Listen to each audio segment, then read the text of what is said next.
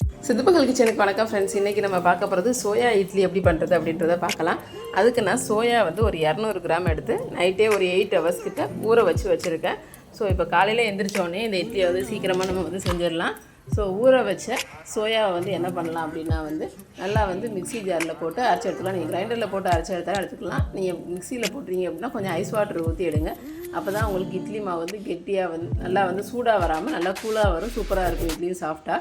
So கொஞ்சம் ice water சேர்த்து தான் ஆட் பண்ணியிருக்கேன். நல்லா வந்து அரைச்சி இட்லி மாவு பதத்துக்கு எடுத்துக்கலாம். எடுத்துகிட்டு ஸோ ஒரு 100 கிராம் அளவுக்கு ரவை எடுத்துக்கிறேங்க.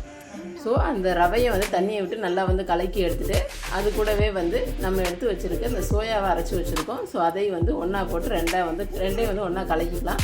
நல்லா கலக்கிட்டு தேவையான அளவு கொஞ்சமாக சால்ட்டு, ஒரு அரை டேபிள் ஸ்பூன் அளவுக்கு ஜீரகம் வந்து அதில் போட்டு நல்லா வந்து அதையும் வந்து நல்லா வந்து மிக்ஸ் பண்ணிக்கிறேங்க. மிக்ஸ் பண்ணிவிட்டு ஒரு 1/2 hour அப்படியே விட்டுருங்க. ரவை வந்து நல்லா ஊறி வரும்.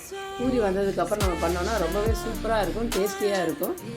ரொம்ப ஹெல்த்தியான ரெசிபி. காலையில் பிரேக்ஃபாஸ்ட் வந்து இந்த மாதிரி வந்து நம்ம வந்து ஒரு சோயா இந்த மாதிரி வந்து சீட்ஸ் வந்து கொடுக்கும்போது நமக்கு ஒரு ப்ரோட்டீன் ரிச்சாக இருக்கும். குழந்தைங்களுக்காக இருக்கட்டும், பெரியவங்களுக்காக இருக்கட்டும், எல்லாத்துக்குமே ஒரு ஹெல்த்தியான ஒரு ரெசிபியாக இருக்கும். ஸோ கண்டிப்பாக ட்ரை பண்ணி பாருங்கள். இப்போ 1/2 hour ஆகிடுச்சு. இதுக்கப்புறமா நம்ம என்ன பண்ணலான்னா எப்பயும் மாதிரி இட்லி மாவு ஊற்றுற மாதிரியே தான் ஊற்றிட்டு ஒரு 10 minutesக்கு வந்து அப்படியே வந்து விட்டுருங்க. விட்டுட்டு எடுத்து பார்த்தீங்கன்னா ரொம்பவே சாஃப்டான சூப்பரான ஒரு இட்லி வந்து உங்களுக்கு கிடைக்கும். கண்டிப்பாக ட்ரை பண்ணி பாருங்கள். ட்ரை பண்ணி பார்த்து குழந்தைங்களுக்கு எல்லாத்துக்கும் பிடிச்சிருக்கா இல்லையா அப்படின்றத கமெண்ட்ஸில் வந்து கொடுக்க மறந்துடாதீங்க. புது வியூவர்ஸ் யாரும் பார்க்குறீங்க அப்படின்னா சப்ஸ்கிரைப் பட்டனையும் கிளிக் பண்ண மறந்துடாதீங்க. இட்லி எப்போவுமே ஊற்றும் போது என்னென்னா தண்ணி வந்து நல்லா கொதிச்சதுக்கப்புறம் தான் நம்ம வந்து இட்லியை ஊற்றி மூடி வைக்கணும். அப்போ தான் வந்து நமக்கு வந்து அந்த சாஃப்ட்னஸ் வந்து கிடைக்கும். நீங்கள் வந்து தண்ணி கொதிக்காமல் விட்டிங்கனாலும் உங்களுக்கு வந்து இட்லி வந்து ஒரு மாதிரி கொலன்னு இருக்கிற மாதிரி இருக்கும். நல்லா வந்து தண்ணி சூடானதுக்கப்புறமே போட்டு இங்கே பாருங்கள் 10 நிமிஷத்துக்கு அப்புறம் பார்த்தா எவ்வளோ சூப்பராக இருக்குன்னு. ஸோ ட்ரை பண்ணி பாருங்கள் ஃப்ரெண்ட்ஸ். ட்ரை பண்ணி பார்த்து எப்படி இருக்குன்றதை மறந்துடாமல் கமெண்ட்ஸில் கொடுங்க.